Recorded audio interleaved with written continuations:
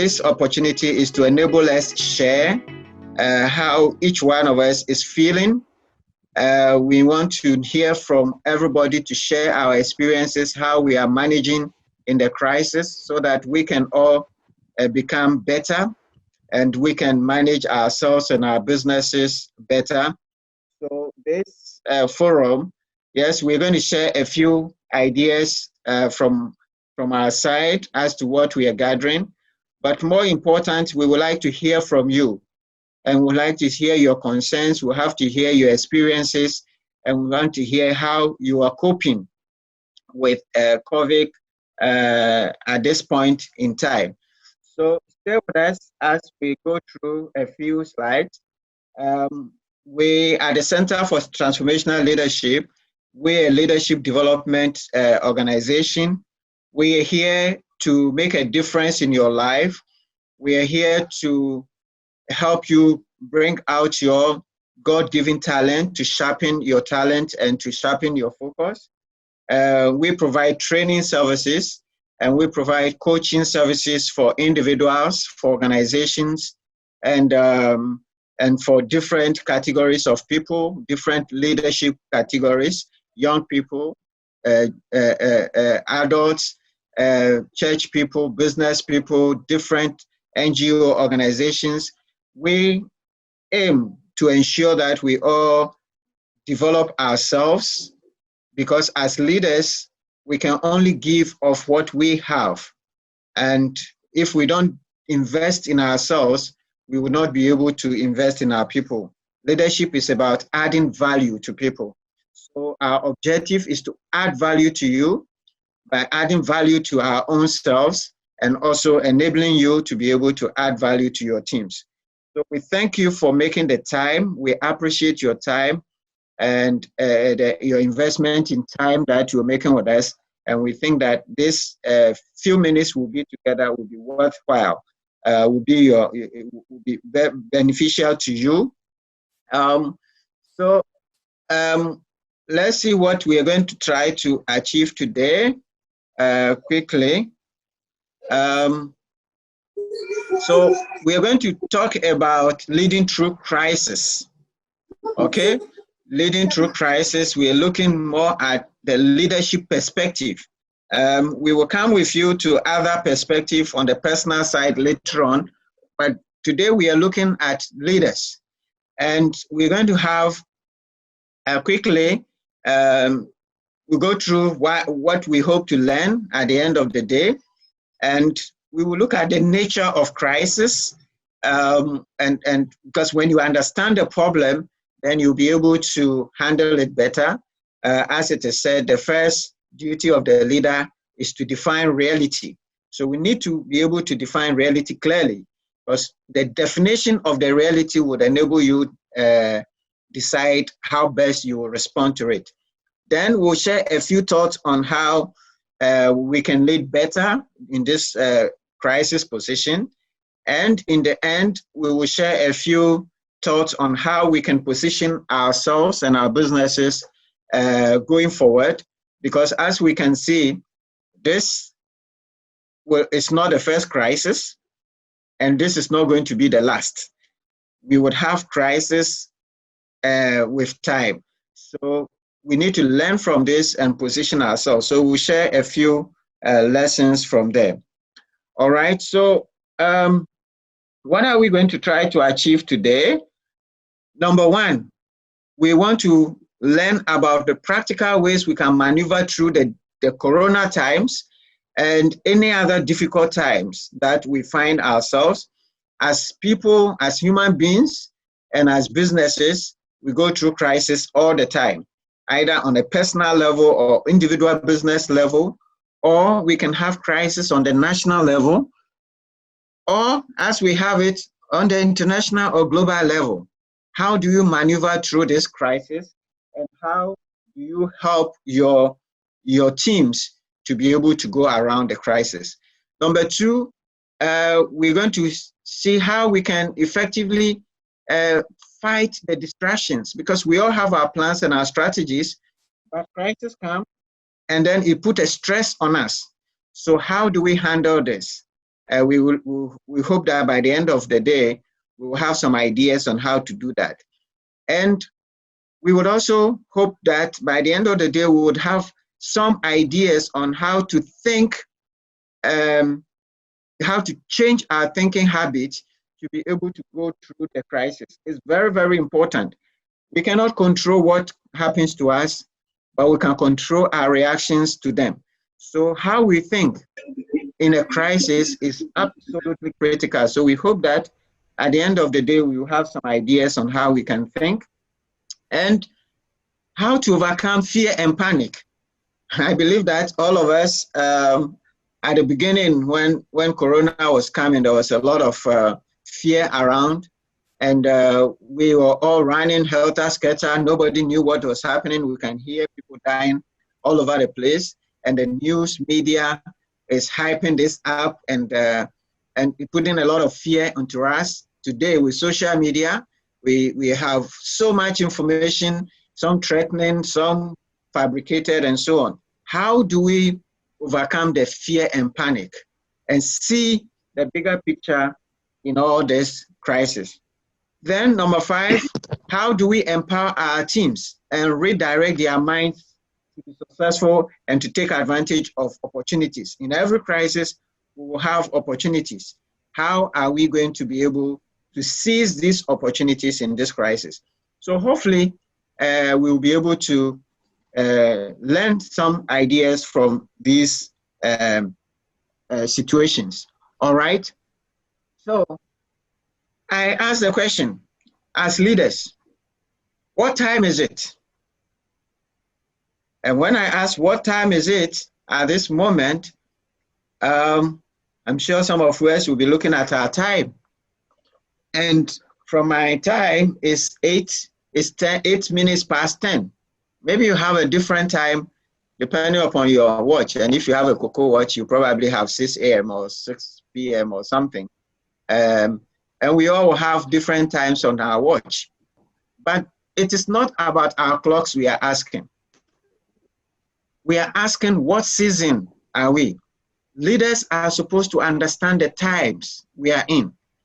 If you are running a business, you need to understand the ups and downs. You need to understand the environment.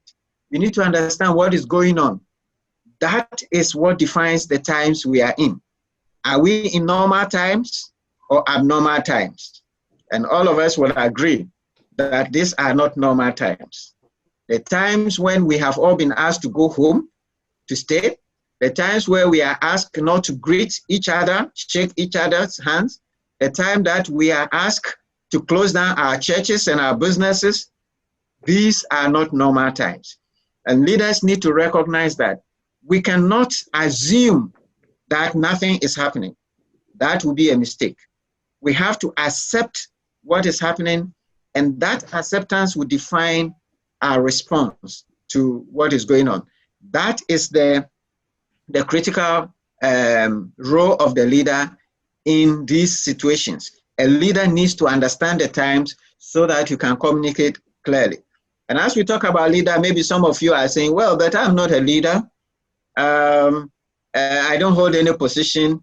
I'm not a minister. I'm not a president. I'm not a CEO. So I'm not a leader. Well, I have news for you.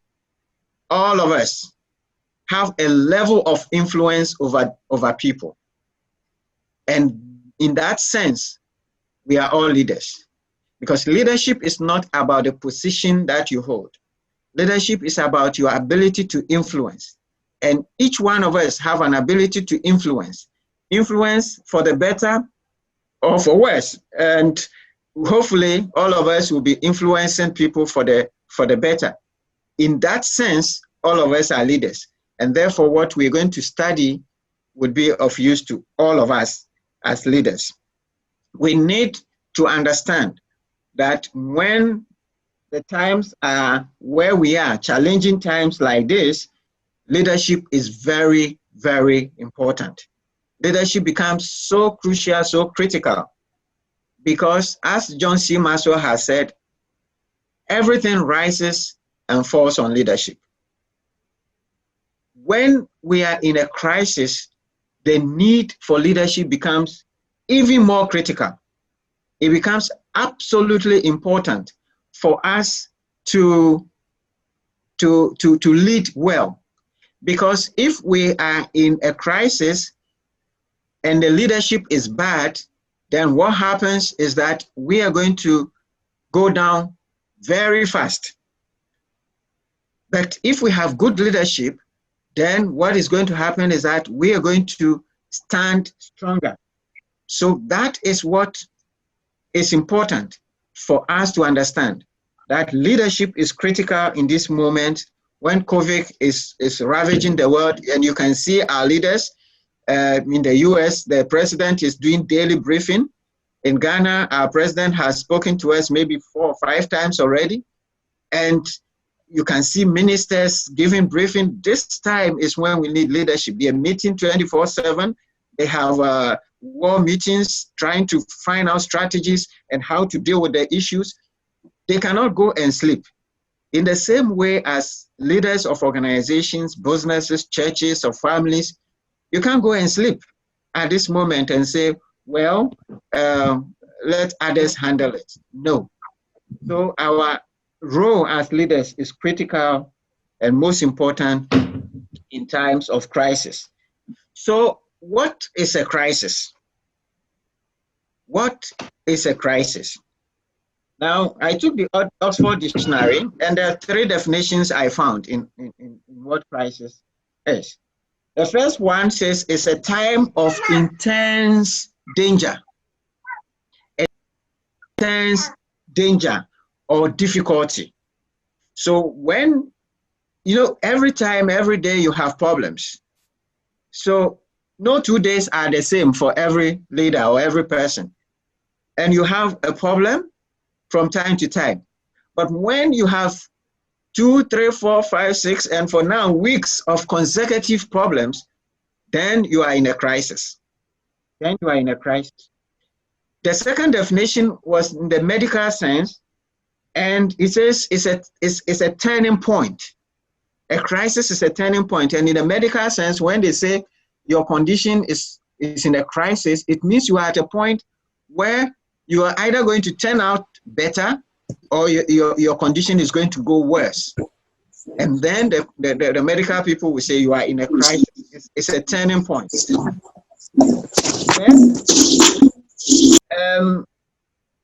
The definition, the word crisis also originates from a Greek word which means decision. Decision. So when you are at a point when you have to take decisions, critical decisions, then you are in a crisis point. John C. Maxwell put all these 3 together and defined crisis as an intense time of difficulty requiring a decision that would be a turning point. In other words, if you put all the 3 ideas together, a crisis is an intense time of danger or difficulty that requires a decision, and here a decision from the leader that would be a turning point. So what this means is that if you are a leader in a crisis, everybody is looking up to you to make a decision. And the decision you make is going to turn out positive for your organization, your family, your nation, or is going to turn out worse. And as we follow the discussions across the nations, we are hearing that some people they decided quickly, they acted fast. Reference is made to South Korea, reference is made to Singapore, that they took decisive action early and therefore were able to stop the crisis. And we hear that maybe Italy and Spain did not take action quickly, and that's why their situation is more complicated. Well, if you are in their shoes, you'll probably not agree. We are hearing discussion in the US that the leadership did not take this serious enough, and now they are the worst off. So what this tells us is that the leadership role is very critical. In Ghana, we see that there were decisive action. We are even seeing the numbers that we are seeing. Over 100 people are found positive from people that the leadership decided to compulsorily quarantine. Now, if the government did not decide at that point to quarantine these people compulsorily, all these 105 people would have been in the system and they would have been contaminating others. Now we see that those who came before that decision came, who had the positive test, have now gone ahead and contaminated a few more people. And so today in our country, we have over 285 cases that we are seeing. So any decision of the leader is very, very important. That is what crisis teaches. That is what crisis teaches. It's a time of intense difficulty or danger requiring a decision. Now, let us see a few, go back to what is the nature of a crisis. And I'm going to try to show a few more, a slide where I have a list of points that I want you to look at about the nature of crisis. These are some truths about crisis. Number one, crises are common. They are everywhere. In our daily life, we have crisis. In our business life daily, we have them. And crises happen to all people, particularly if it's a global crisis like the coronavirus pandemic. Everybody has it. But sometimes when you are in a crisis, you feel that you are the only one suffering. And in fact, now your business is suffering. Students cannot go to school. And each one is taking it very personal. And we are thinking that I'm the only one suffering. Some people have been maybe laid off, and they are taking it personal. And they think that they are worse off than others. But if we understand, it happens to everybody, and it is common. And as we're going to see, pandemics are very, very common. Every day we have them. And what happens, in a crisis is that when you are in a crisis, you tend to exaggerate the impact of the crisis on you. Everybody, you tend to exaggerate. So Corona has come, and we are saying this has never happened before. This is really, everybody is running. The world is coming to an end. My God, this has never happened. Now, as we are going to see shortly, you will realize that, no, this has actually happened. These lessons we are learning is lessons in perspective. It's lessons in perspective in the sense that the way you look at a crisis will determine your outlook to it. So you can say, this too shall pass, and prepare yourself and work at it and go to the end. Or you can say, I'm going to die. This is going to kill me. This has never happened before. I can't wait till it passes. And you can terrorize yourself to death, okay? But that is what crises do all the time. It forces us to exaggerate. Number three, crisis is a distraction. I'm sure all of us have our business ideas, and we have our concepts and our strategies that we're all planning to do. We started the year, we had our resolutions, what we're going to achieve in 2020. I'm sure none of us factored that in 2020 we're going to fight coronavirus. Nobody. Even the leaders of the world, with all the intelligence they have, even as I've seen some say, the prophets who have been prophesying all around 31st December, focusing on who is going to die and who is not going to die, none of the prophets can confidently say in 31st December that they saw this coming. Nobody saw it. So what has happened is that this is a distraction from what we plan to do. But look at the word distraction very carefully. In that word, distraction, you can see another word, traction. And if distraction is to pull us away from our focus, traction is to pull us back, draw us back into our focus. And that is what leadership is about. In a crisis, in a distraction, leaders are supposed to make decisions that bring us back to focus. And that quality or the ability of the leader to pull us back from the distraction and to give us focus will determine the quality of leadership. Number 4, crisis reveals what is inside of us.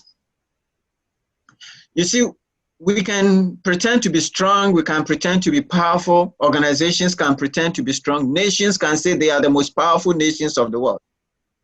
When coronavirus comes, then we know which nations are strong.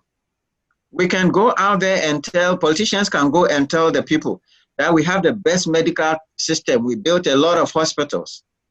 When coronavirus comes, then we will know if in fact we have built hospitals, if our hospitals are up to scratch, if we have enough protective garments, if we have enough breathing equipment and so forth. Even the most developed countries, where our African leaders used to go for their medical care, today, what's happening? We are seeing the nature of their systems. So a crisis is a test of what is inside, what a true nature is. Okay? It is not the crisis that makes us, it reveals us. What makes us is the choices we make. So the choices we make will make us, and in a crisis will then test our character. Okay? We can see for us, poor people, packed in a car, in a truck. Poor people have no places to sleep, and now we are running around trying to feed them. That shows the type of leadership we have, the character of our leadership in our part of the world. When others quickly decided that they were going to give free money to everybody who is working, who's been laid off, and they're giving packages to everybody who lost their job. We cannot do that. You see that coronavirus is determining the true nature of our leadership. And the last point on that is crisis requires adaptability. In every crisis, if you are in leadership, you have to change. You're going to be able to change your planning. You have to be able to change the way things are. If you're going to say, well, this is our strategy. This is our strategy, and well, we cannot do anything. We have to go on with our strategy. No, you're going to break. You're going to break. So this is the nature of crisis that leaders need to understand. It is common, quite common. In a crisis exaggerates our perceptions and our perspective. A crisis is a distraction from our set agenda, and leaders have to bring us back through decisions that will give us traction. A crisis reveals our true character as a people, as leaders. It is the crisis tests us. And crisis requires adaptability. We need to adapt. Now, but is crisis all bad? That's the question that we may want to ask. My answer is no. Crisis also has within it some potential advantages, and it depends on your quality of leadership to be able to cite. There's an article in Forbes which I read, which summarizes the advantages of every crisis. It says, number 1, a crisis changes the balance of risk and rewards. You see, leadership takes risk. As human beings, we take risk. And before you take a risk, you're looking at the benefit, the reward that will come. Every action you're taking, you're asking yourself, what am I going to get out of it? And usually, if the reward is good, you go for it. But if the risk is too high, we don't go for it. Now, in businesses, sometimes there are things that we decide not to do.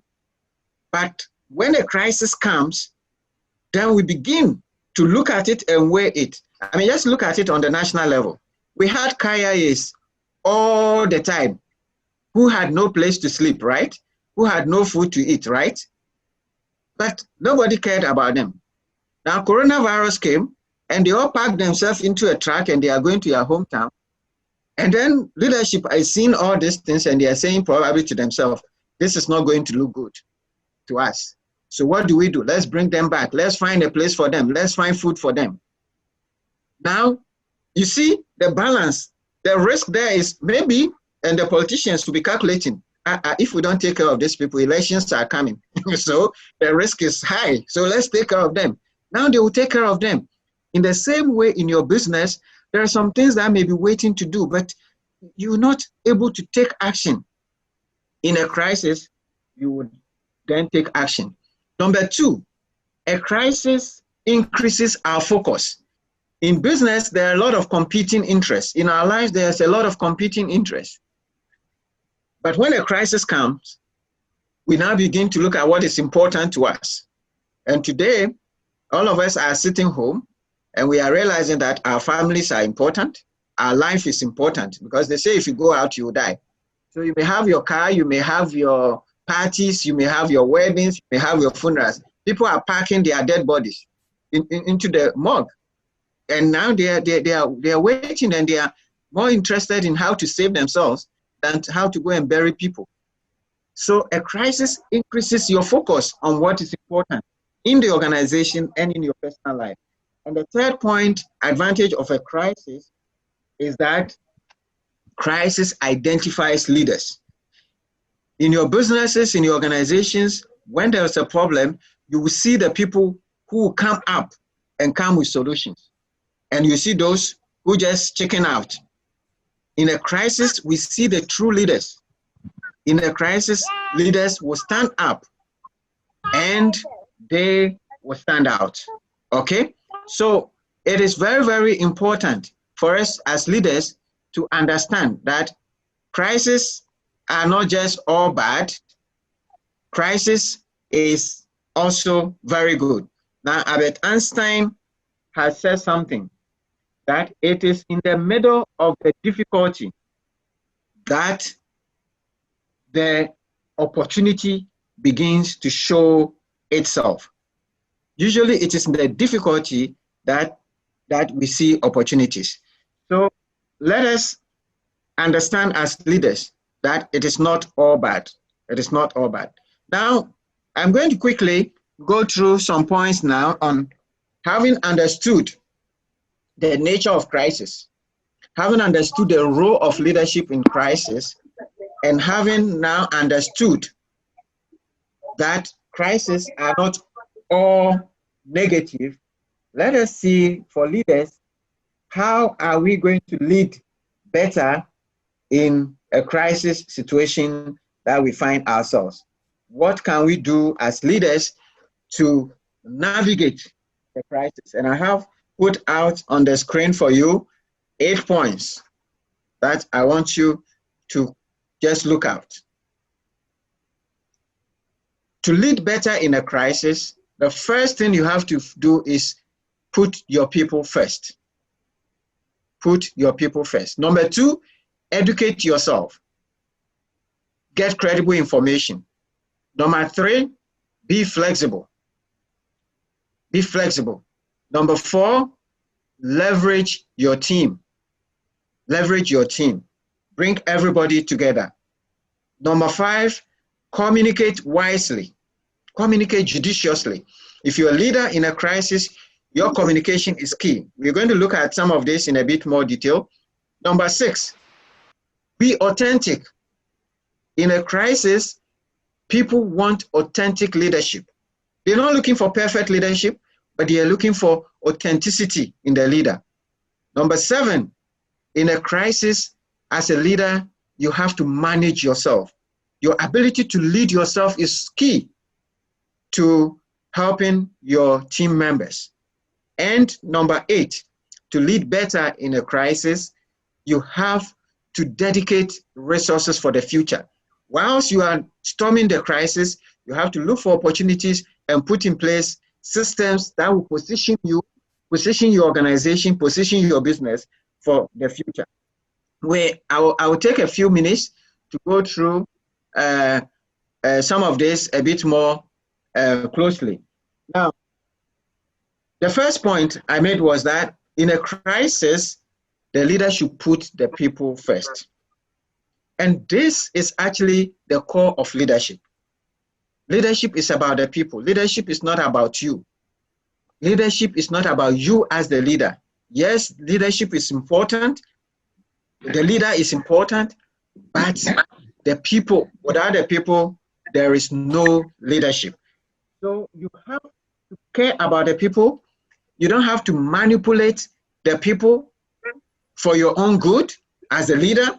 So you take advantage of the crisis and, okay, you wanted to sack some people anyway. So immediately there's coronavirus. You say, okay, guys, you see there's virus, everybody go home without caring about the people. No, the leader should care about the people. What this means is that the leader has to be present, the leader has to be visible, the leader has to be accessible. So if you're leading the organization and in a crisis and you disappear, I remember I used to work for an organization and we had a crisis in the country out of Ghana. There was a big crisis. There was riots. There was fighting the soldiers on the street. And the next time we realized one of our executives has been blocked at the border. What was happening? He has packed all his children and his things, and he's running away out of the country. By the time he got there, the border had been closed, and then he had to be blocked. And shamefully, he had to come back. Without notice to the staff, without notice to the team, he was running away from the crisis. No, you as a leader cannot abandon your people. You have to be present. And to be present, there are 4 things you need to do.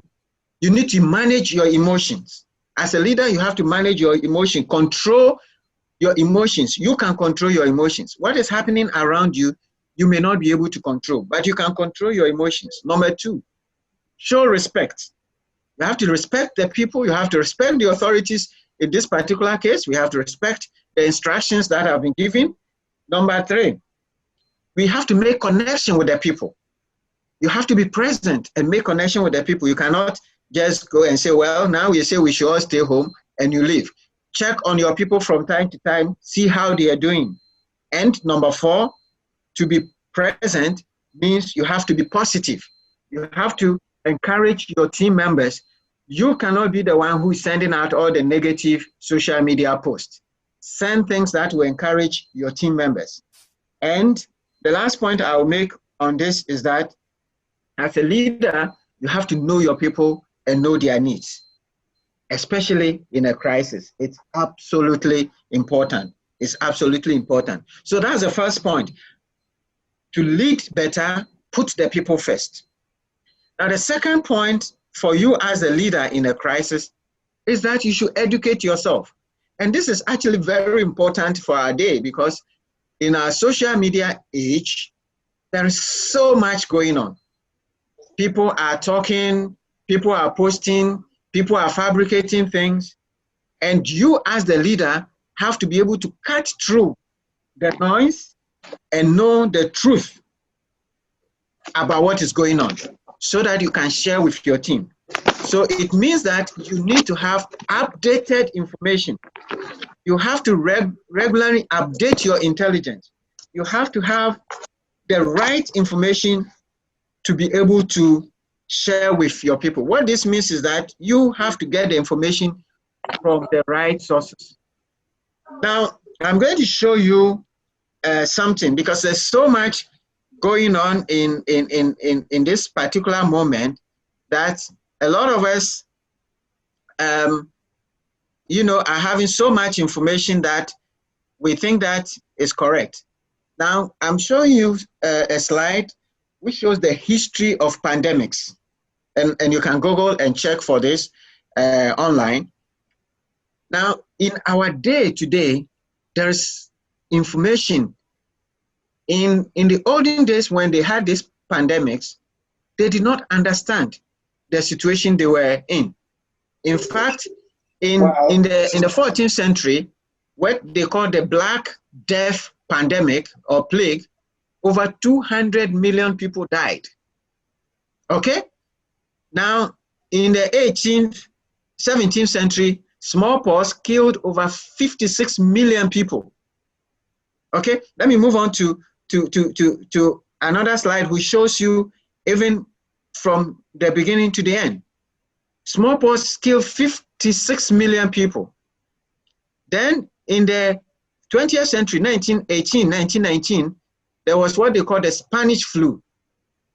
The Spanish flu actually killed between 40 to 50 million people. They died worldwide, okay? I've read somewhere that in the Gold Coast at that time, we didn't have Ghana, in the Gold Coast, over 100,000 people died through the Spanish flu. Then we have, closer to our time, HIV. When HIV started, people had no clue what it was about. People just kept dying, and they had no idea what was causing it. They were struggling. You see? And now, in recent time, we had Ebola, which killed 11,000 people. And today, we have COVID, which, as of today, has killed, I think, 74,000 people already. So it's getting worse and beating some of the recent pandemics we have had in our time. Now, when you're a leader, you have to have the right information so that you can put things in perspective. Today, we know what this virus is about. We know what to do to prevent it. We know there are few medications to do. The doctors know what to do now to keep people. In fact, more people, there are over 1.3 million people that have been infected with this pandemic. More than 300,000 have recovered from the disease, and 54,000 odd people, or 70-something thousand people, as of today, have died from this problem. So more people have recovered. It doesn't mean that it is small. We should underestimate. Even the death of one person is a big deal. So 50-something thousand to 70,000 people is really bad. In our country, 5 people have died, and it's really bad. And some of the people that have died are people who are doing great things, great scientists, great surgeons, doctors have died. Okay, so we cannot underestimate the gravity of the problem. But as leaders, we need to put it in perspective. We need to put things in perspective. That way, we'll be able to help our people better. So that is that. The leader needs to educate himself so that you'll be able to understand what's going on. Again, the leader has to be flexible. Once you have more information in a crisis, things change so fast. So when you're running and managing your businesses, you have to be flexible. You have to have plan A, plan B, and keep adjusting as you go. Things change. This is not a time for bureaucracy. You have to be flexible. Number 4, you have to leverage your team. Leveraging your team means that bring everybody together, use the strength of everybody, have a common vision for the business and a common mission. People bring different perspectives to the issue. Keep in touch and look at all the perspectives and decide the best way possible for the team. You cannot just be alone and just listen to yourself, listen to the people, and use those who can deliver. This is not a time for positions and hierarchies.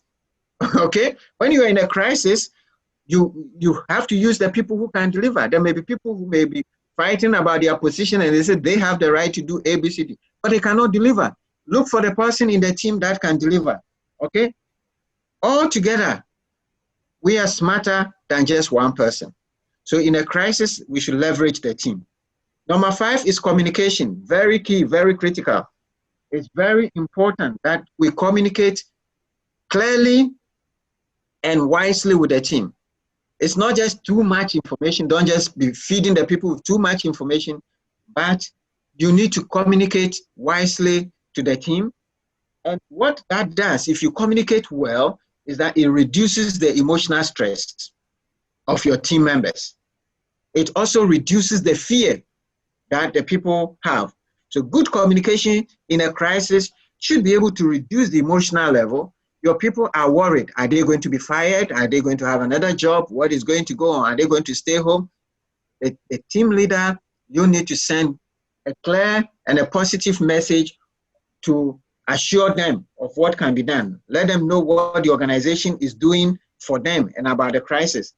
Also, a good communication provides tactical guidance for the people as to how they should live their life. And it demonstrates to the people that the leaders are concerned. But if we don't communicate with them, if we just go and hide, then the people they fear, they'll be panicking, and they would conclude that the organization doesn't care about them. Another important point we need to understand with communication is that you don't just send everything to people. As the leader, you have to review every information carefully. It's called the 3 R's. The 3 R's, you have to review carefully, you have to repeat what you communicate, and you have to reinforce that communication by example and by action. So review, repeat, and reinforce the message that you want the people to know. And as I've said, explain to them what the organization is doing. It's very, very important.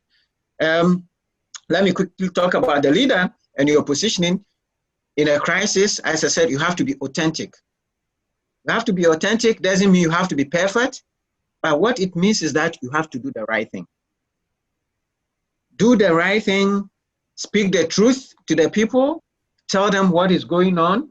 Yes, you may not know all the facts. It's okay not to have full information.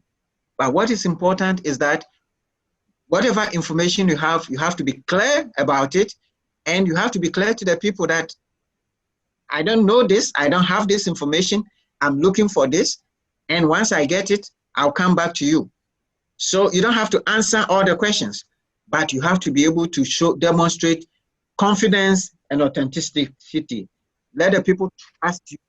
When people trust you in a crisis, they will stick with you. But when they know that you're manipulating them and you're not telling them the truth, then they will not stick with you. Lead by example. Lead by example. And that takes us to managing yourself. Managing yourself. It's absolutely important that you, the leader, is not the one panicking and demonstrating fear and showing emotions and showing tantrums. No. You, the leader, have to try as much as possible to manage your emotions and to remain calm. Now, the 4 things you have to do to remain calm as a leader in a crisis. Number 1, think today. You cannot know what will happen tomorrow. If you begin to speculate tomorrow, you can, frighten the people. So don't speculate. Just think today. This is where we are. As of today, this is the situation. This is what we are doing. When things change, we take the changes into account and we move on. Number 2, focus on the positives. As a leader, you have to look for the good and the light in the darkness and share with your people. Focus on the positive. Number 3, get grounded. You as the leader has to be strong. What this means is that you have to relax. Maybe you have to pray. Maybe you have to meditate and get grounded and solid as a person in order to communicate, exude that authenticity and strength to your people. And number 4, to remain calm, you have to prioritize. There may be 1,001 things, 1,001 ideas coming, do this, do that, do this. But what do you have to do? You have to remain focused. As we said, a crisis is a distraction. The leader's role is to bring traction. Your role is to bring focus. Then your people would be assured. The people will be assured. John Maxwell has said the highest form of leadership is self-leadership. And in a crisis, your ability to lead yourself will go a long way to assure your people of your leadership. All right? Now, as you go through the crisis, yes, focus on today, but look for opportunities to position your organization for the future. As we have said, in every crisis, there is some good. So let me just share with you quickly a few of the things that we can do to position our organizations for the future. Number 1, as you go through the crisis, please do not ignore the lessons. Take note of the lessons you are learning as you go on, and devise measures to address them. And as you learn from the crisis, you'll be preparing yourself and preparing your organization. You know, you cannot just allow things to happen without taking notes. It's absolutely important. Number two, things are going to change. Today, with coronavirus, a lot of us are working from home. I mean, we had to prepare this presentation with my team, everybody in his own house. I'm doing the presentation from my own house. Everybody is there, out there. But as a leader, you need to be able to accept that things are changing and design new systems to address what is called the new normal. So people work from home. Maybe you need to arrange some internet capacities for key staff to be able to work from home. We need to adjust the timing, working time for people, and so on. Now, the Harvard Business Review has 6 principles that enables organizations to position themselves to be resilient in crisis. I'm not going to go into detail. I'll put them on the screen. You can look at them. You need to have what you call redundancy, additional capacity. So as you go through the crisis, let's see how we can build capacity to be able to produce better. I mean, you can see, I heard capacity, some manufacturing organizations were just changing their platforms and manufacturing hand sanitizers. Those who were manufacturing alcohol, they changed immediately to manufacture hand sanitizers. Now that is redundancy. It also feeds into the next, diversity, multiple approaches, being flexible in a time of crisis is very important. You need to look at different ways to do things, not just one way. Then they have what they call modularity. Modularity is, you see, when you have only one single system, the IT people will understand. When there is a problem, the whole thing just crashes. But when you have a system that is modular, what it happens is that different systems are independent of each other. Even though they can be linked together, they are independent. And so when one is attacked, you can move on to the other one. That is where you have, you know, redundancy and crisis management sites to be able to take care of the situation. It's absolutely important. This crisis will enable you, if you don't have, to be able to create a different system to take care of crisis. Number 4 is that the system has to be in a way that can be improved over time. It's called evolvability. The system should be able to evolve over time. And prudence, wise analysis. You have to look at all the scenarios. Scenario A, scenario B, scenario C, to be able to handle the situation. And you have to be holistic in your approach. In a crisis, more than anything else, your solution should embed into the whole industry, into the society. You cannot be alone. You have to be seen to be solving the problem for the solutions you bring should be solutions that would inure to the benefit of the bigger society. It's absolutely important. All right. So we have seen what is a crisis. We have seen the nature of the crisis. We have seen some of the benefits that we can have in a crisis. And we've gone through some of the principles that will guide us to lead better. I'm going to very shortly end the presentation here and open the floor. But let me just make a few points on how you can take advantage of this crisis. In this coronavirus crisis, there are some industries that are losers. We know the airline industry is gone, the tourism industry is gone. Those are losers. But there are some industries that are doing very well. In fact, they thank God there's a crisis. I think the telcos are happy that a lot of people are buying more data, okay? The logistics industry, the food chains are allowed, the industry that are supposed, the pharmaceutical industries. So what, as a business person, you have to do in a crisis is to look out for the positive sides the industries that are winners and position yourself. Number two, move digital.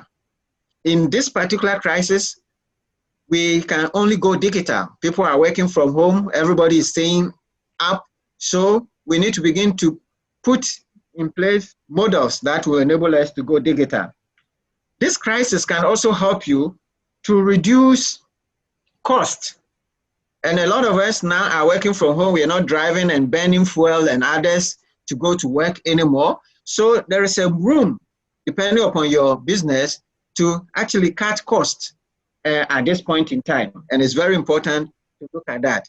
Number four, we have to position the organization, make the changes that are overdue. There are some things that were supposed to have been done long ago. We didn't do them. With this crisis, we can take advantage of them. And finally, there are a lot of incentives that the government is bringing up there. Let us take advantage of them. Look at your business.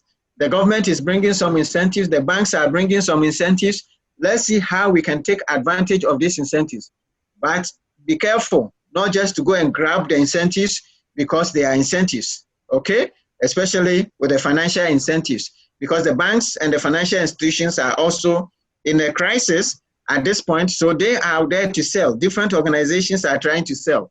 Just watch out for them, all right?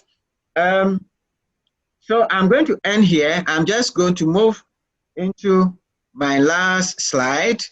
I'm going to move into my last slide. I have a few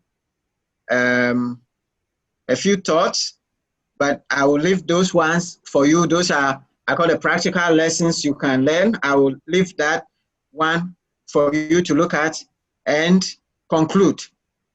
I'll conclude by taking two quotations. One from Napoleon Hill. He says, in every adversity, every failure, every hardship, every adversity, every failure, every hardship come with the seed of an equal or greater benefit. So even in COVID-19 era, yes, bad as it is, disastrous as it is carrying with it the seed of an equal or greater opportunity. It takes leadership, eye of intuition, better awareness to be able to see the seed of opportunity and benefit. If you are not able to position yourself well, you will not see. And the last quotation I'll take from C.S. Lewis, a philosopher who lived several years ago. At the time that he wrote this, the atomic bomb had just been invented. Just like Corona is on us, the atomic bomb had just been invented, and people were running helter-skelter. People were afraid they were going to die. Atomic bomb is going to fall on them. And he says so many things. You can Google and find it, all the statement he said. But the last bit of it is this. The first action to be taken is to pull ourselves together. In a Corona era, let us pull ourselves together. If we are going to be destroyed by an atomic bomb, so let's say if we're going to be destroyed by COVID-19, let that virus, let that bomb, when it comes, find us doing something sensible and humane. We should be praying, working, teaching, reading, listening to music, bathing our children, playing tennis, chatting with our friends over a pint and a game of darts. Not huddled together like frightened sheep and thinking about bombs. In other words, let us not worry too much about what Corona is going to do to destroy us. Let us think more about what we can do to better our future. You see, in a crisis like this, there are two types of people. There's one group of people who are just thinking, when is this going to pass? We have to go back to our normal life. We are going to go to work. We have to go to school. And there is another group of people who are saying, whilst I'm in this crisis, what am I going to do to better myself? What am I going to do to position my future? So when this crisis is over, I'll be able to be a better person or have a better business or a better organization.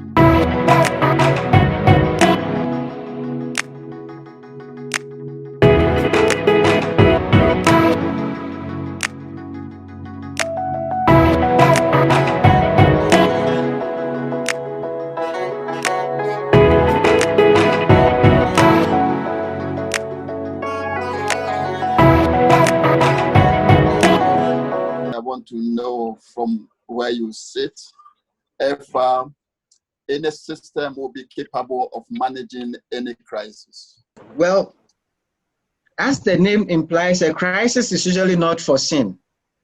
You cannot foresee what crisis will come, what the nature of crisis will come.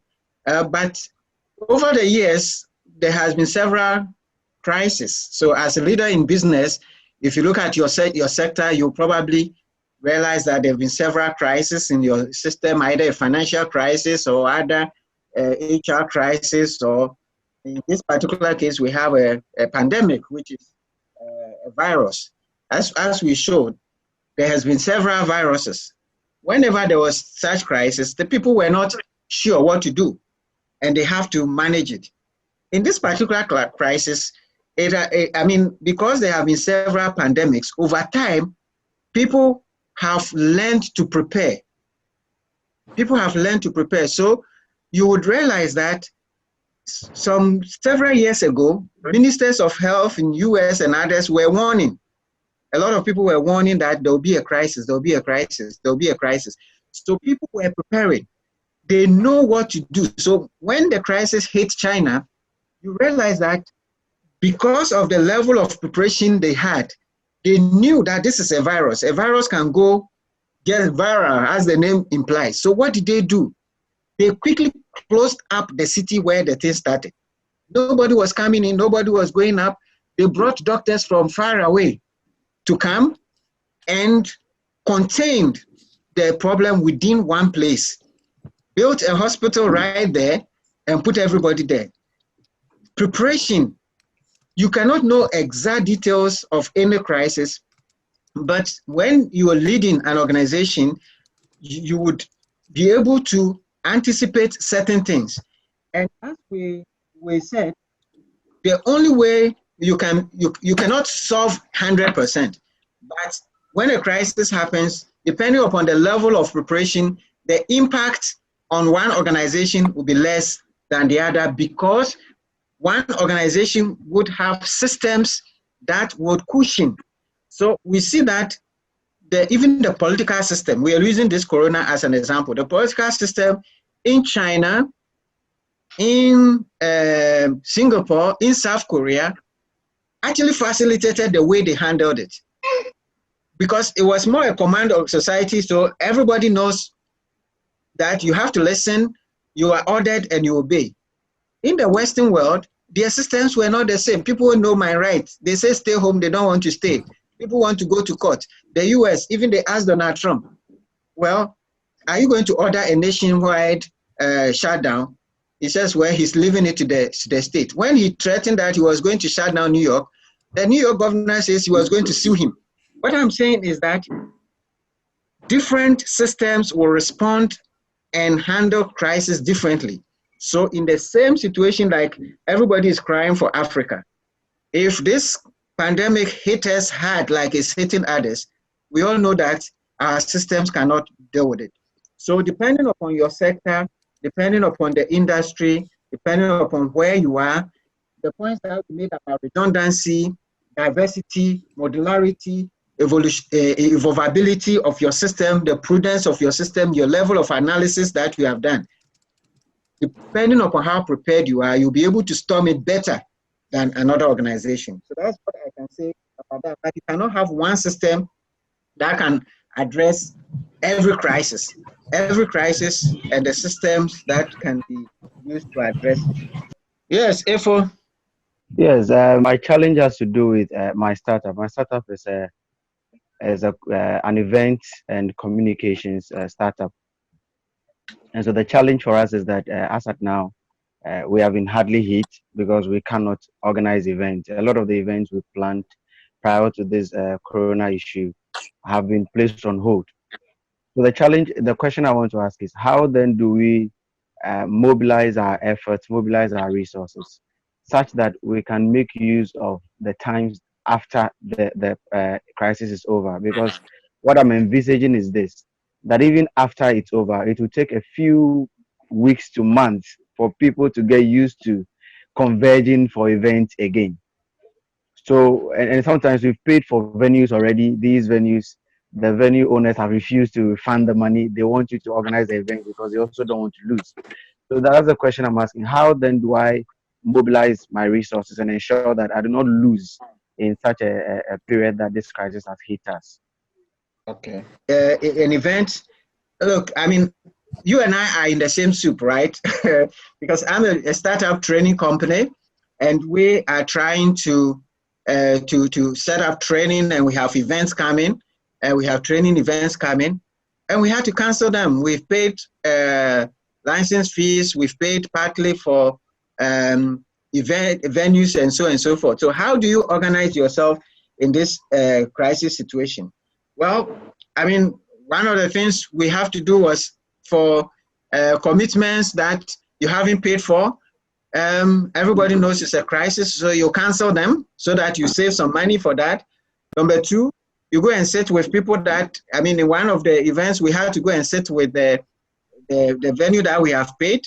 They said, well, what we can do is that we don't know how long this is going to last, so we hold the money for some time. So you renegotiate your contracts so that if the thing passes quickly, then we'll pay back we will let you come and do the event.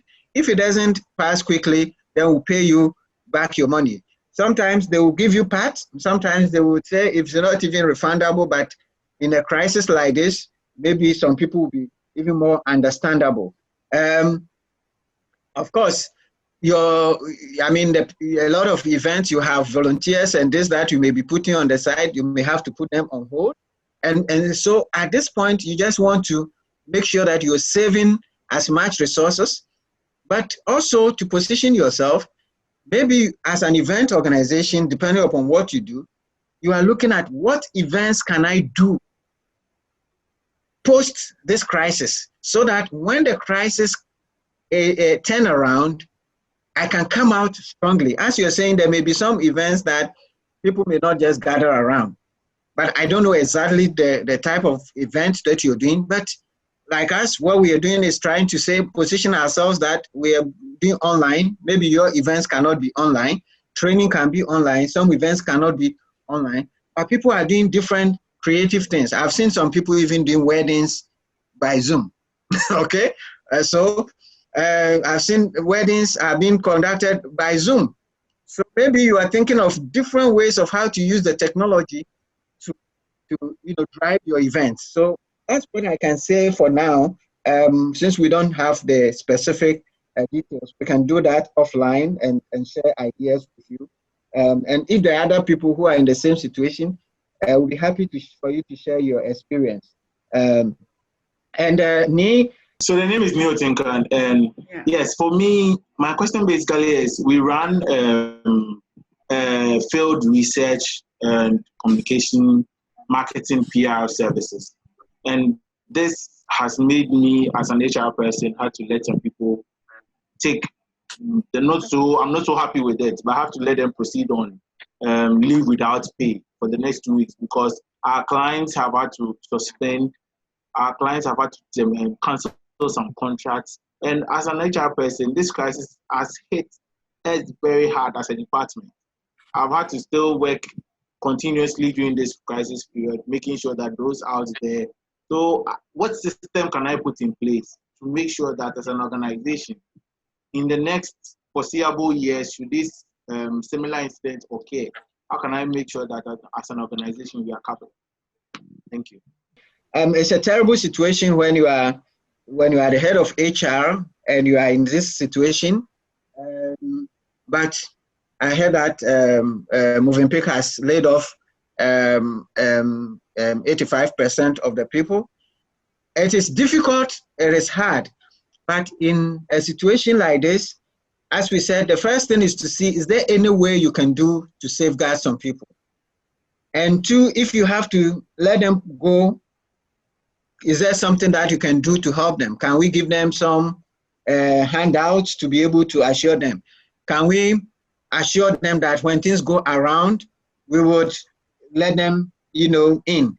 In a lot of these difficult situations, what happens is that, sometimes you negotiate with the staff, and staff will understand, and sometimes they can take a pay cut if it is possible. So, and for HR purposes, I think in the future, you asked the question about the future, it also goes into how you structure your contracts, because there may be some contracts that will be difficult at this point to just let people go, okay? And then there's going to be a lot of legal battles on your hand. So the way you structure your contracts will be very, very important. You need to talk to your lawyers to be able to ensure that your contracts are structured in such a way that, but as we've said, at when you are in a crisis, the organization is in a crisis, the people who work for you are in a crisis, your customers are in a crisis. Let us ask ourselves, what can we do to cushion them? It's absolutely important that the people are at the center of the decision. Stephen? Yeah, my question has to do with part of your presentation on the communication as a leader, communicating during crisis. Are there legal consequences which the leader might face if he doesn't communicate well in such times? And if yes, how should a leader get himself or herself together in that aspect of communication? Well, the only situation we can think about is if you actually mislead and actually communicate false information that had consequences on people, that injures people's businesses or reputation, that cause damage to people.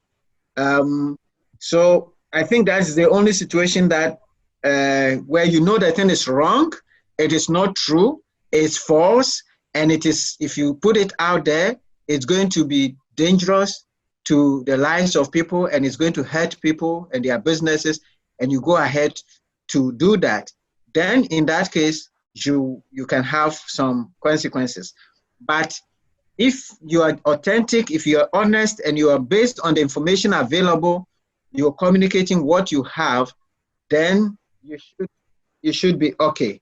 You should be fine in principle. All right. So okay. Those are my comments, but please, we are here to share. Anybody who have other ideas on any of the questions or you have experience, please feel free to share with us. Okay, so let's take a question from Godfrey Mensah-Yosin. Can we hear you? So thank you very much, Mr. Yim, for that wonderful presentation. It's very, very insightful. I've learned a lot of things from. Currently, my company, for instance, we are on our own lockdown, so we are working from home. It's a pharmaceutical company, so we are working from home. Our deliveries are done by the logistics company, like you said, so that's a good time for them.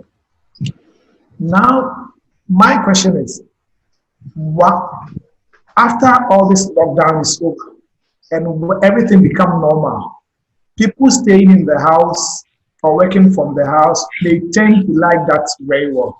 How do you psych them up so that they are able to go back to the normal things that they were doing?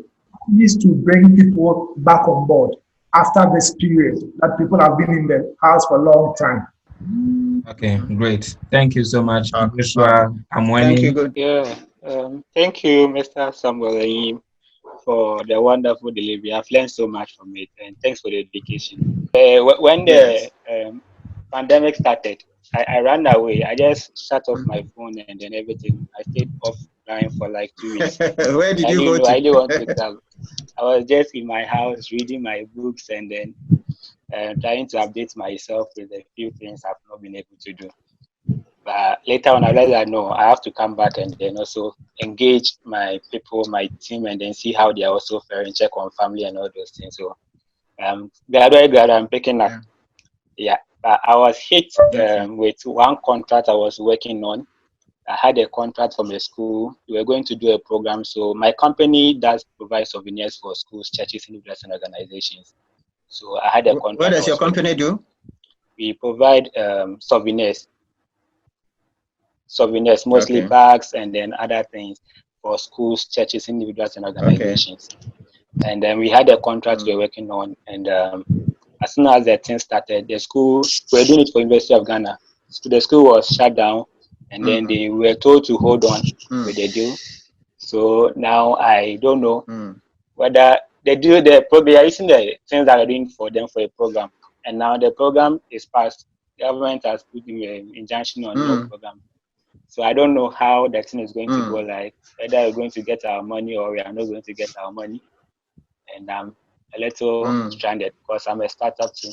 So I don't know how I'm going to go about it. Thank you so much, Joshua.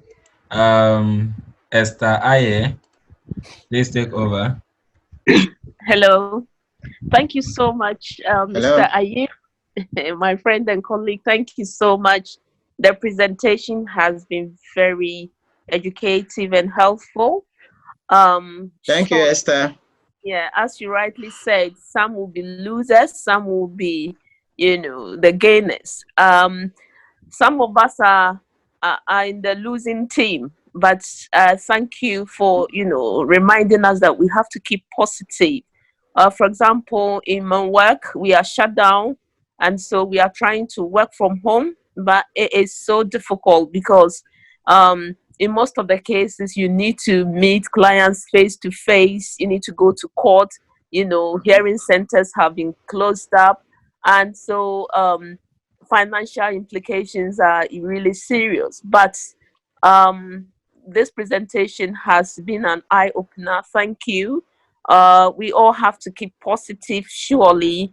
It's a crisis. And when crisis comes, surely, there will be casualties. So we have to be prepared to brace it and also to be positive, as you've said. So thank you so much for that presentation, and we wish you God's blessings. Okay, thank you so much, Esther. Thank you very much, Esther. Reverend Alabi. Thank you so much for this wonderful presentation. Reverend, thank you so much. Yes, I want to make a quick contribution and a question. That's fine. The first contribution is just to, lay more emphasis on what you said at the beginning of the speech, that crisis reveal what is inside of us and the choice we make, and crisis reveal our character as a leader. I think that's a very great one because when you look at this novel crisis, I will call it novel crisis because the last time we had this pandemic is about 100 years ago, 1920, and most of us are not alive to witness. We are not yet born to witness such period. But this time around, I don't think everybody has ever seen this before. It's quite new. It's a crisis in the world. So, to Africa, who have just relied so much on one source, you go to abroad, you get money, or you rely on your resources, where there are no diversity in our operation. I think this crisis is going to really help us to begin to think twice. That don't rely on one source to generate income, build every sector of your economy. Look at our hospital now that we are struggling. The old Ghana, we only have both private and the public sector, 200 ventilators, which is showing our weakness. It's showing the kind of leadership we've been having in the last, since our democracy began. So I think this crisis is going to really help us, especially in Africa, to be able to look at the alternative way to really build our economy, build our place, so that we have diversity. Take, for instance, now the crude oil price in the world has dropped from almost $4 it even went down to $19, $20. This means that every budget that has been drawn on the crude oil benefit of the taxes we're going to go back to the drawing board. First to look into agriculture, first to look into other sources, because there's no free gift anywhere anymore in the world. Every economy in the world has been badly affected. So it's a good thing. We are learning so much from this crisis, and it's going to be a benefit after, which I know that we will do. But I also like to also say that this will reveal our level of preparedness, how prepared we are as a person, as an individual. Suppose, like, let me do, if this crisis, maybe a founder of an organization should die, or you are not able to make it in this crisis, will you say you are ready? So it shows that we should also lead ready every time. How ready is your business? How ready is your life? How ready do you live ready? Do you put things in place? Do you even people know what is inside you? So I think everybody now should take clue from this crisis and begin to put things in place. I don't have tomorrow. I don't know what. All right. Thank you so much, Reverend. Thank you so much. Let's pick two more from Tete Anthony Jr. That was a wonderful presentation. Yeah, my question is that in crisis like this, you talk about two people. There are people that they are waiting for this crisis to be over so that they can go back to their normal activities. And then there are those that are taking advantage of the crisis to do new things. But there are some of us, even though we are in this crisis, it looks like we are not being affected by the lockdown. Our work activities goes on, especially those working in the health sector, where you have to go to work. There has been increase of schedules where there have to be several meetings, how to put things in order. How are you able to manage within this crisis? Your workload has increased as well, and then you still want to benefit from it. I just want to know if you can help with other means that you can find yourself so that you'll be able to also benefit from it. Because it looks like the workload has even increased as compared to when we are not in a crisis. Thank you. Okay, thank you so much, Anthony. Thank you. John Mwana. Okay, so I'm taking a private message from you. Okay, let me just quickly comment on the few points that have come. And as I said, anybody who has some comment on them can come in. Godfred is asking, how do we psych our people to go back to their normal way of life? Well, the first thing is that, if you want to really improve, you don't want to go to the normal way of life as it was, in the sense that this crisis should enable us to reorganize ourselves. Now, a lot of organizations are beginning to see that actually, you don't have to sit in that office every morning, come at 7 and go at 5. And people are realizing that it's actually not productive. Okay? It's actually not very productive. I don't know if my internet is a bit unstable. Because, those of us in Accra and Kumasi and other big cities, people spend a lot of time rushing, waking up 4 a.m., preparing, rushing through traffic. By the time you come, you're so exhausted. So maybe instead of, taking these people back to that normal, so-called normal life, can we begin to work something around the new normal and see people who were more effective during working from home? Can we put in place systems to make them work from home? But if your work is such that you cannot work from home, then of course, as the crisis go and as you communicate along the line, you see, that's where we say the communication should not stop communicating. You should keep on going on. You should telling them what is being prepared and so on and so forth. So as they say, this is going to go on a curve. And when they tell us we are on our peak and that we are coming down, then you begin to, prepare your people slowly, what is going to happen, which branches are going to open, which units will come, which units in the meantime will continue to work from home. which units will slowly be moved.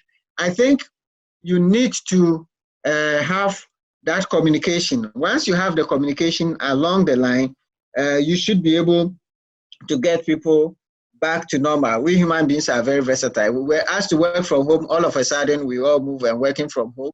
It's difficult, it's challenging, but we are learning, and so we'll learn.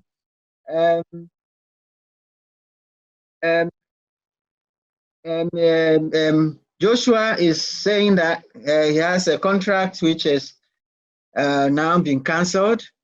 It's a very difficult one, especially if the items that you have made have been branded with the event and the event didn't come on, and you have invested so much money into it, it becomes very, very difficult. I think what I can advise is just, let's see what that event, is it an event that can be done at another time after the event? If so, then let's look at that one and make sure that we prepare and see what adjustments we can make in the souvenirs we have done. But if the event is something that cannot happen at all, then you have to sit and negotiate with the university and see what other businesses you can do for them going forward. Because this business in law, we say, is frustrated. But you have to sit with them and see if they can help bear some of the cost so that the cost doesn't fall on one person. But more importantly, can you do some other contracts for them going down in the future that will help cover some of the costs down? So I think that is how I would suggest you handle that one. Esther, thank you very much for the encouragement. Yes, it is difficult for you lawyers, where you have to meet your clients and then see their demeanor and so forth. But as we said, these days things are changing so fast, and you can talk with them on Zoom or other platforms to be able to gather whatever information. And then, as we said, we keep positive and keep hoping that things will go. But there again, even for lawyers and for others, we should look for, is it always necessary that you meet your client and spend so much time? That is the way we've done it for a very long time. Where your client is very smart and intelligent, can they put their thoughts in writing? And then can you just use media like what we are using now to take your notes and take the instructions and so forth. So we need to begin to learn new ways from this. So thank you so much, and we pray that things go normal quickly so you can go and meet your bigger clients. Reverend, thank you so much for your contribution. I don't want to comment on them because they were very, very useful contribution.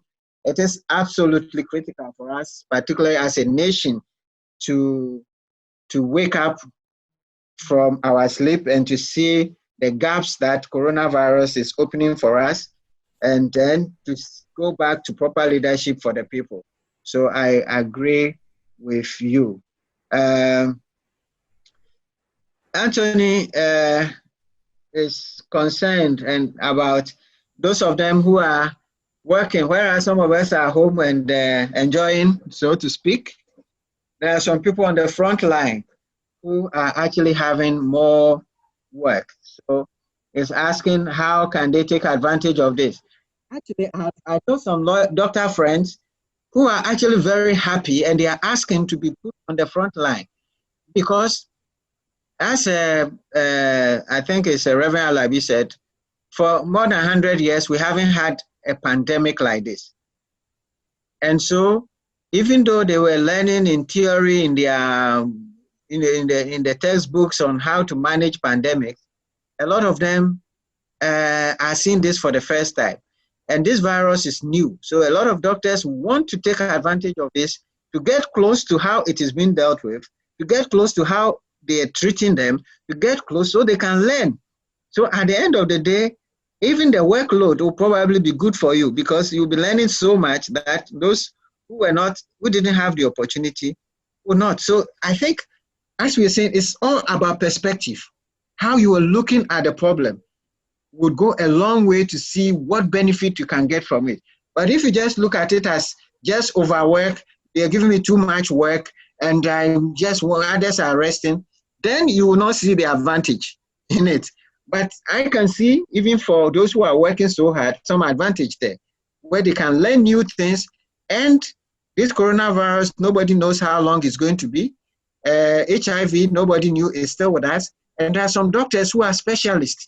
So maybe work so hard and become a specialist of coronavirus. All right. Isaac, I don't know if you have some other written questions that we can address or comments, or if there are some others who have their hands up. Yes. Let me read John's question. He says, firstly, the presentation was fantastic and very helpful. Thank you. I think crisis is inevitable and is bound to hit at any time. From what I have gathered so far during this COVID-19 crisis is that businesses, especially startups, are taken unaware. Hence, I reckon going forward, effort should be placed on businesses putting together a crisis management plan which will best prepare one to effectively manage or salvage his or her business during a crisis. So basically, that's what John is saying. Okay. Yes. All right. Thank you, John. It's absolutely true. A lot of people are taken by surprise. And as our first speaker asked, is there any system that can solve all crises? It's very difficult. But some of the principles we have shared, if we work them into our businesses, it should be able to help us. Yes, the startups is hard hit, and it's going to be difficult. Let's look out for the opportunities that are being, the incentives that are being provided, and let's see how we can. Okay, so we have 3 more hands. Stephen, we are taking Stephen. After Stephen, we have Clement and then Ernest. So, Stephen. Very insightful once more, and I'm particularly happy about this presentation, Mr. Yim and team. I think what I want to contribute or add to is the fact that you keep mentioning and noting the new norm, in which we should all possibly look at, because this is really changing the way we think and the way we have been doing things. And we cannot go back after this pandemic, as you said, and do things normal as we used to. The new norm has to stay with us, and we have to find creative ways and means to implement this new norm to better our lives. Because like you said, within this crisis is the traction, the distraction within the distraction is the traction. Let's pull that trigger of traction to have the requisite stamina for our businesses and also our personal lives and our family lives. It's so important. And key values that I think I have learned during this crisis is the fact that we've now seen that, hey, family is very important. Let's get closer, build good relationship with ourselves and our families so that we can have a better life as people. Thank you very much. Okay, thank you so much, Stephen. Thank you, Stephen. Let's take Clement. Okay, thank you very much for the add-on. I'm having the next opportunity to ask. When you go back to the benefits of crisis, one of them you mentioned was crisis increase focuses or increases focus.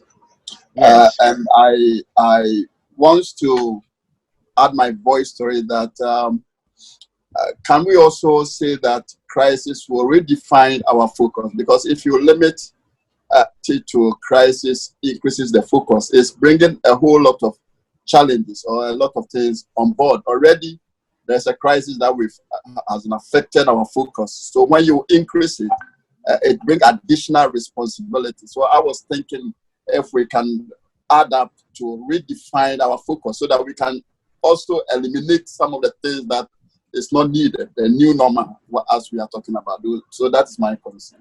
Absolutely. I mean, yes, the point about defining or redefining the focus is important. The point there is that, you see, in organizations, sometimes we have a lot of competing and conflicting interests. competing and conflicting focus. And we go into meetings and we are saying all sorts of things.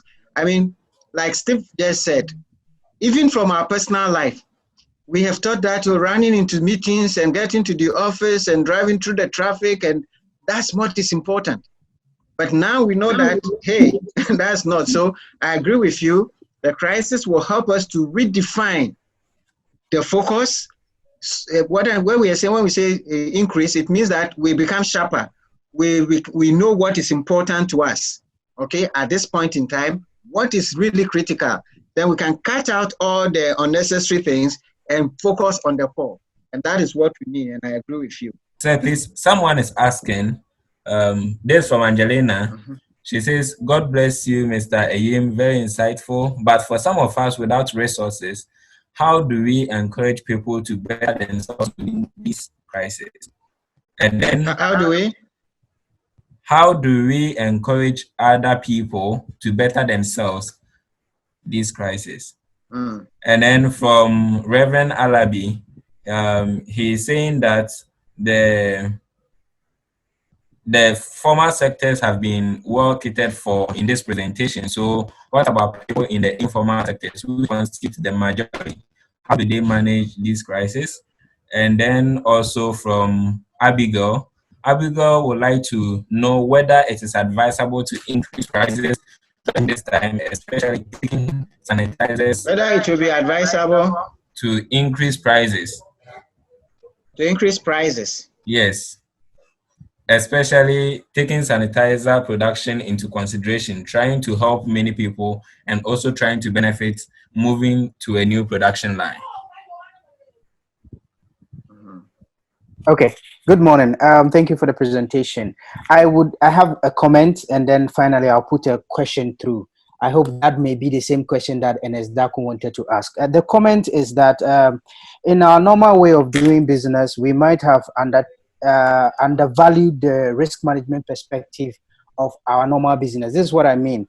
From all that we've discussed, it appears that systems that can take care of crisis are those that anticipated risks in their normal businesses. And therefore, for instance, the guy who talked about contracts, can they go and renegotiate contracts or not pay for? I believe as leaders, we shouldn't put certainty into everything that we do, okay? If you have said that in your contract, barring any force majeure, as in anything beyond your control, then the contract should stand. I believe preemptively, you would have saved yourself because this would qualify for a force majeure. So risk management perspectives into our normal business, and I hope this becomes the new normal, that as leaders, we don't take our risk management practices for jokes.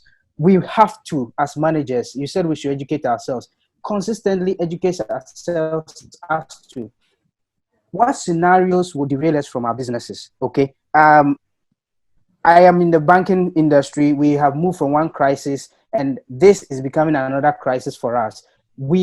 Those who are used to risk management, had a risk register, okay?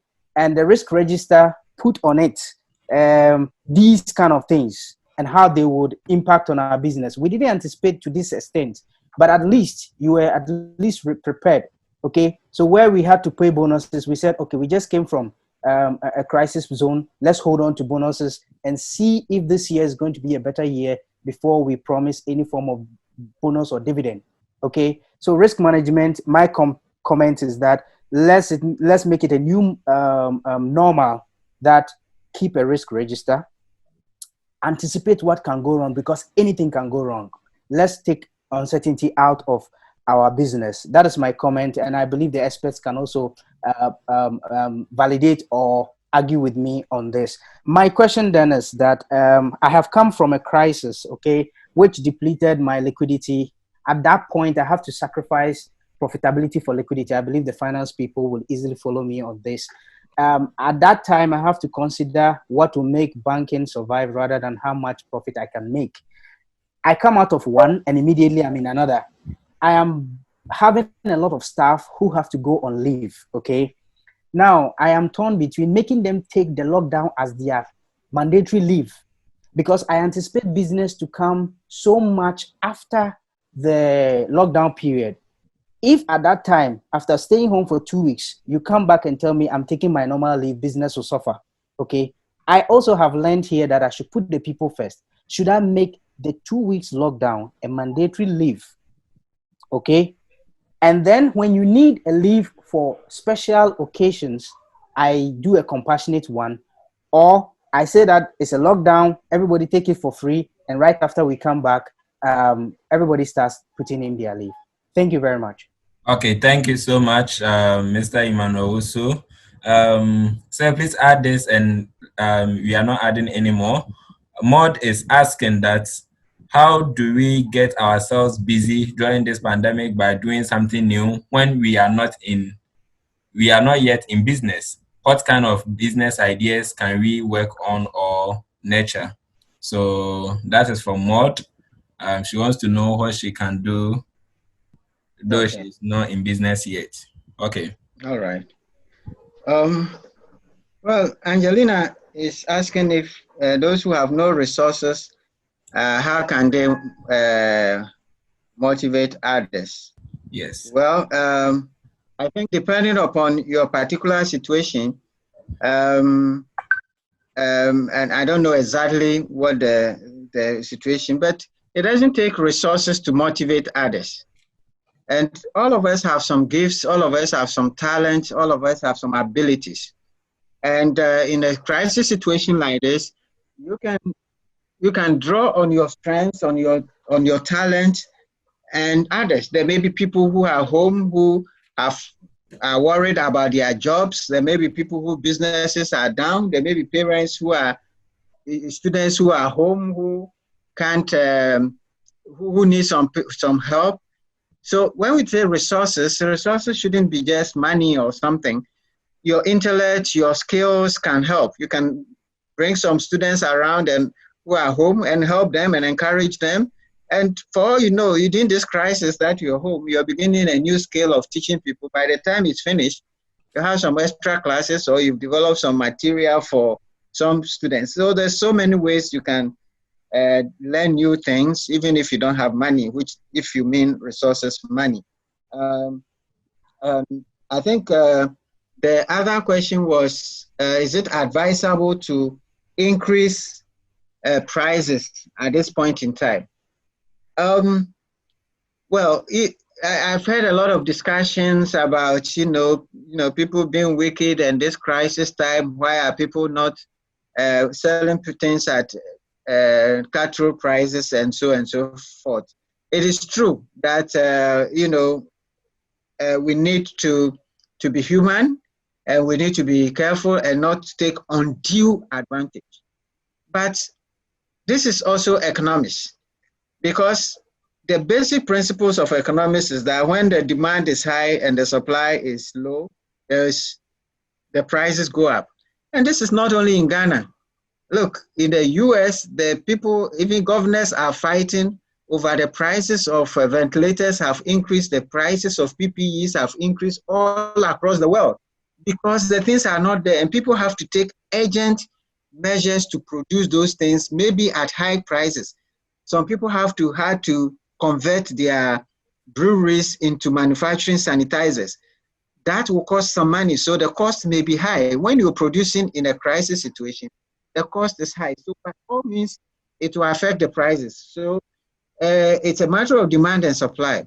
I think what is wrong is when people are just because they know what the situation is, are taking undue advantage of the situation, and where they know they can still cover their costs and make a reasonable profit, they hoard the thing and make a kill. I think that is where the challenge is. I think that's what I would say about that. And risk management is absolutely clear. We said one of the advantages of a crisis is that it helps us to adjust the balance of risk and reward. And we all need to understand the risks in our respective businesses. And a lot of the time when the businesses are doing their contracts, they don't think about the lawyers. in situations like this, I'm sure they are now going to run to the lawyers. And by the time the lawyers look at your contract, they will now say, oh, you should have done that, you should have done this. And it's not only legal risk. There are several risks in our businesses. So when you are a leader, you are also managing the risk. How do you navigate with less negative impact on the people? So I agree with Ernest that risk management is key. In terms of the question of staff and how you want to manage their leave because, you know, of the crisis affecting liquidity and people going on leave, as you said, it's a matter of also communication. Now, people are being paid and they are not working at this point in time. So I think at this point where we are in the crisis, that's when management need to develop the policy around this, to tell people that, well, this is a crisis situation. We have an option. The option is that you stay home and I don't pay you. The other option is that you take this crisis as part of your leave. So we'll pay you. And let's see how things turn out. So for the period that you are staying home, we'll be paying you, but we also, the organization, will compute this as part of your leave. That is negotiation. Otherwise, the other options, when you put all the options and the consequences before the team and the choices that are available, I'm sure that they will be able to understand the choices that they have to make. All right. The question of Maud was, how do we get our, I think I missed that one. Maud was asking what? I missed Maud's question, but I think Reverend was saying that maybe we have taken care of formal sector in this presentation, and we have not taken care of the informal sector. Well, I think the principles that we have shared here can also apply to the informal sector. Yes, maybe by and large, some of the things that we've talked about would affect the formal sector. But the thing about the informal sector is that it depends on the sector you are in, okay? Because a lot of people are in the informal sector who are taking advantage. People are informal sector in terms of the food chain, and they are beginning to take advantage in their area and cooking. Instead of going to cook in the restaurant, they are cooking in their area and distributing. People are turning their, so I heard a lady who says she used to sell bread, but because of the crisis, she's now selling sanitizers. So she's moved from selling bread to sanitizers. So the principle of looking for the opportunity in the situation and adjusting your business model to take advantage of the situation would apply by and large. But you know, maybe other people have other dimensions. So I think when at a crisis like this, it gives you a lot of time. I mean, this particular one gives us a lot of time because most of us are home. We are not in our usual running. And so you have a lot of time. So when you have a lot of time, what can you do? There's so many things you can do. You have to look at your life, look at your situation, look at your direction, look at your vision, and see what you can work on to improve yourself. One thing that we can say is read. Read. Maybe there are so many of us who have not read for a very long time. Find some good books and read them. A lot of people, because of the running around, have not even been taking care of their bodies. Maybe this is a time to exercise. This is also the time for you to get closer to your God. So a lot of us have been running so well, we don't even pray. Maybe it's time to pause a bit more, pray more, fast more, get closer to God. You see, I saw a video of people in France who are on the street praying. I mean, if it was not coronavirus, they will be doing homosexual pride parades, and they will be doing all sorts of things on the street, going to the bars and things like that. But today, people are praying.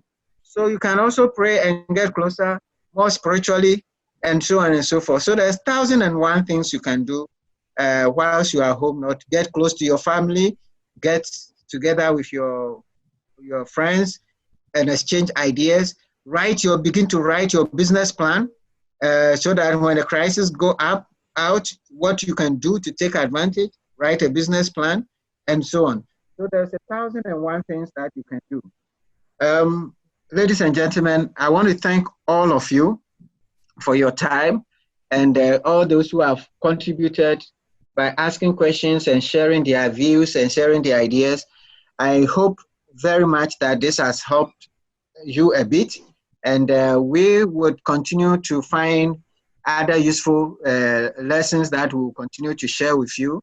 We pray that this crisis is resolved quickly, that we would go back, not in the normal, in the sense that we'll go back and do the negative things we used to do, but we'll go back renewed, reformed, and go with new ideas and new principles, new ways of thinking, new ways of doing our businesses and taking advantage. Once again, we are available at CTL Africa on individual business support basis, and we are available to help you with coaching. Every leader needs a coach to help you think through your challenges, to help you think through your issues, and we are prepared to support in this area. And our doors are really open, so you can get in touch with us and we will help you. Thank you very much.